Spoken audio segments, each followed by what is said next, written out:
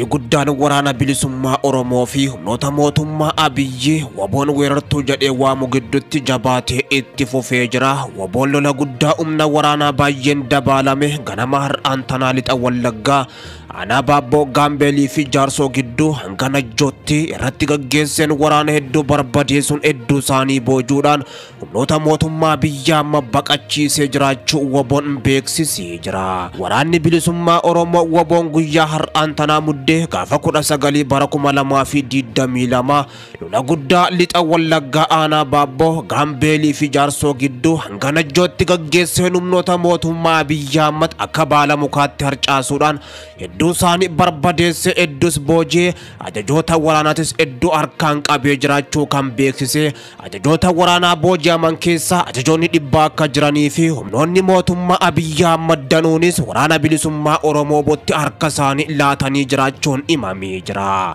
Waraanni mootummaa Abiyyi Ahmad lixa Wallaggaatti bobbee Baaboo Gaambelii fi Jaarsootti tokko otoo hafin barbadaanii akka jiranii fi kanneen afan ammoo duubatti kan deebi'an hoggaa ta'u humnoota walmakootaa raayyaa biyyattii poolisii federaalaatii fi akkasuma finxaaleeyyii fannoodha waboon jaratti guutumattuu barbadeessee jiraachuu kan beeksise. Jiddu galeessa Oromiyaa lixa Shaggar dabalatee akkasuma kibba Oromiyaatii fi lixatti humnoota mootummaa Abiyyi Ahmad waraanni bilisummaa Oromoo waboon haleellaa gurguddoo gubbatti raawwateen guyyaa har'aan tanaa kumoota hedduutti kan lakkaa'aman barbadeessee akka jirus beeksisee jira. Lolli waraana bilisummaa Oromootii fi humnoota mootummaa Abiyyi Ahmad gidduutti gaggeeffamaa jiru akkaan jabaatee kan itti fufe mootummichi waraanaa wajjin dhimma reedhu jechuudhaan ammoo beeksisee kan ture. Yeroo ammaan tanaa waraanni isaa waraana bilisummaa Oromootiin akkaamatti rukutamaa jiraachuun kan himamu ammoo ajajaa waraana biyya Itoophiyaa Fiild Maarshaal Biraanuu Juulaatis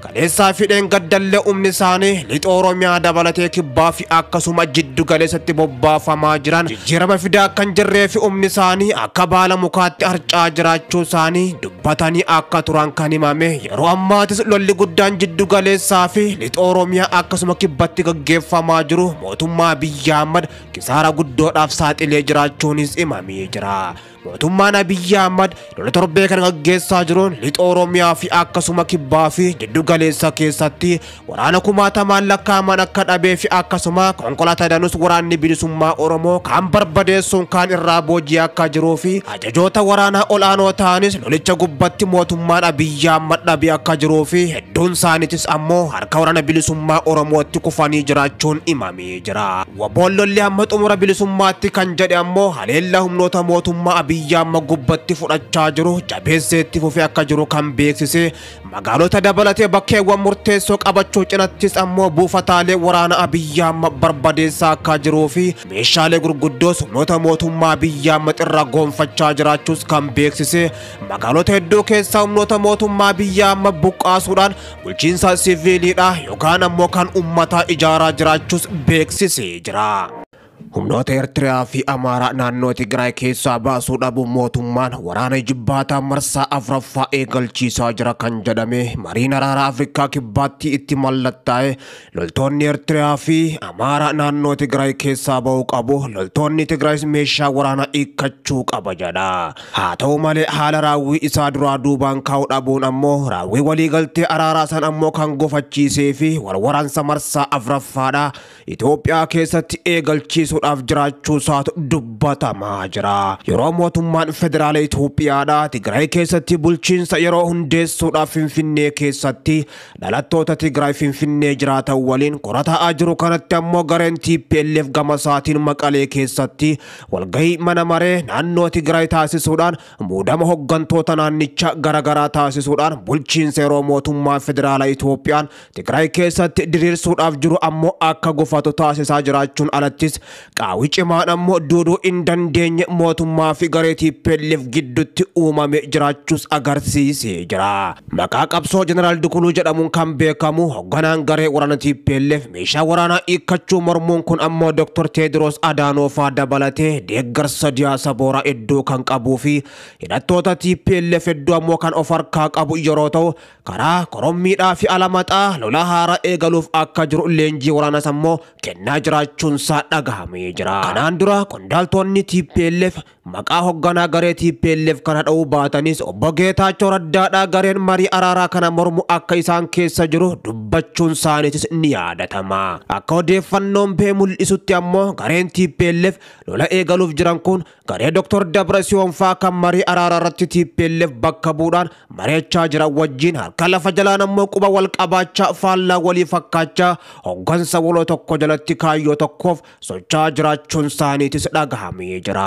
Humnoonni TPLF yeroo ammaan tanaa hidhatanii jiran lafa gama lixa Tigraay jedhamtu kan humnoonni Amaaraa of harkaa qabanii fi akkasuma gama biraatiin ammoo waraanni Eertiraatis of harkaa qabu dhaanii harkaa baasuudhaaf jecha Korommii fi Alamaxaa dabalatee bakkoota garagaraatti lola meeshaa gurguddoon dabaalame gaggeessuudhaaf sochiirra akka jirantu himamee jira. Humnoonni Amaaraatis kana dhagaanii yeroo ammaan tana of qopheessaa akka jiranii fi mootummaan federaalaa ammoo warra Amaaraatiin kanaan dura lixa Tigraay guutumattuu gallakkisaa baha jechuudhaan gaafatee akka turee fi lafa keenya lakkifnee hin baanu jechuudhaan finxaaleeyyiin nama fixuu turte achitti kan hafan oggaa ta'u humni TPLF ammoo humni kun otoo uummata keenyan finne isaan finne achi keessa baasuu qabna jechuudhaan yeroo ammaan tana sochii guddoo jalqabanii akka jirantu himamee jira. Waliigalteen biltsiginnaadhaa fi TPLF gidduutti gaggeeffamee ture yeroo ammaan tana gara mormiittis adeemaa jiraachuun kan himamu juntaadhaa fi biltsiginnaan ammas wal afaan deebi'an wal barbadeessuudhaaf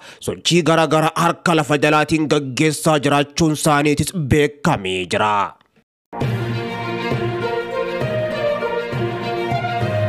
mootummaan biltsiginnaadhaa mormii finxaaleeyyii Amaaraa magaalattii maadheeffataniin isa mudate bu'uura godhachuudhaan alaabaan Oromiyaa manneen barnootaa magaalattii keessatti akka hin fannifamnee fi faaruun Oromiyaa akka hin faarfamneef murteessee jiraachuu keessa beektoonni himanii. Haa ta'u malee alaabaa Oromiyaa manneen barnootaa magaalattii keessatti akka hin fannifamneef ifatti wanti hanga ammaatti labsame hin jiru. Finxaaleeyyiin Amaaraa fi caasaan fannoodhaa kan magaalaa dhaabolee siyaasaadhaa akka Izeemaa, Abinii fi Baaldaraasiin deeggaraman torbaan darban keessa manneen barnootaa magaalattii garagaraa keessatti hokkora kaasuudhaan hanga alaabaa Oromiyaa gubuu dhalattoota Oromoo miidhuudhaa fi manneen barnootaa caccabsuutti deemuun isaanii ni yaadatama. Humnoonni finxaaleeyyii Amaaraa dhaabolee siyaasaa akka Izeemaa, Abinii fi Baaldaraasiin deeggaraman torbaanota lamaan darbaniif alaabaan Oromiyaa manneen barnootaa magaalaa Finfinnee keessatti akka hin fannifamnee fi faaruun Oromiyaadhaa akka hin faarfamneef ammoo duula qindaawaa gaggeessaa kan turan oggaa ta'u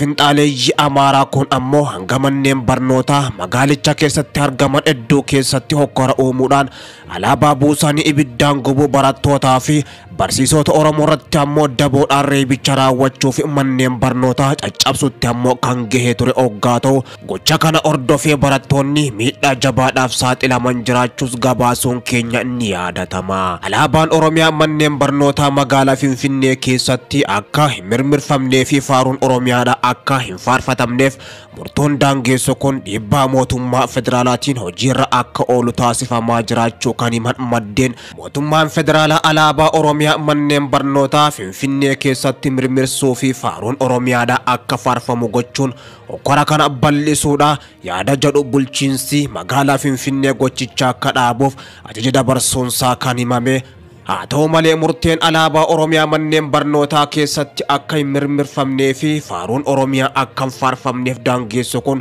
darbuun isaa ifaan hin labsamne. Bulchiinsi magaalichaa gad qabuudhaan ammoo hojiitti hiikuudhaaf socho'aa jiraachuu isaatis maddeen himanii jiru. Murteen kun darbuun dura ammoo paartiin Izeemaa adeemsi alaabaa Oromiyaa fi faaruu Oromiyaa humnaan Finfinnee irratti fuudhaaf adeemamu hokkora uumaa jira dhaabbachuu qaba jechuudhaan ibsa baasuun isaatis ni yaadatama. Hogganoonni paartiilee Baaladaraasii fi Abiinis ammoo yaada wal fakkaatu facaasaa kan turan hokkora manneen barnootaatti finxaaleeyyiin Amaaraa uuman duubas gareeleen kunneen jiraachuun isaanii ni himama. Mootummaan biltsiginnaa gaaffii uummanni Oromoo magaalaa Finfinnee irratti qabu deebisuudhaa fi mirga dhalattoonni Oromoo magaalaa Finfinnee afaan ofiidhaan barachuudhaa fi eenyummaa ofii dagaagfachuudhaaf qaban ammoo kabachiisuurraa waca garee finxaaleeyyii Amaaraaf gurra kennu filatee jira kan jedhan maddiin odeeffannoo kanneen akka jaanitti murtoon kun ammoo qaamni aangoorra jiru gaafii Oromoo deebisuu fi mirga ummatichaa kabachiisuudhaaf ejjennoo tokkollee kan hin qabne ta'uusaa mul'isa jedhan. Kana malees biyyattiin harka finxaaleeyyii Amaaraatti kufuunshee ammoo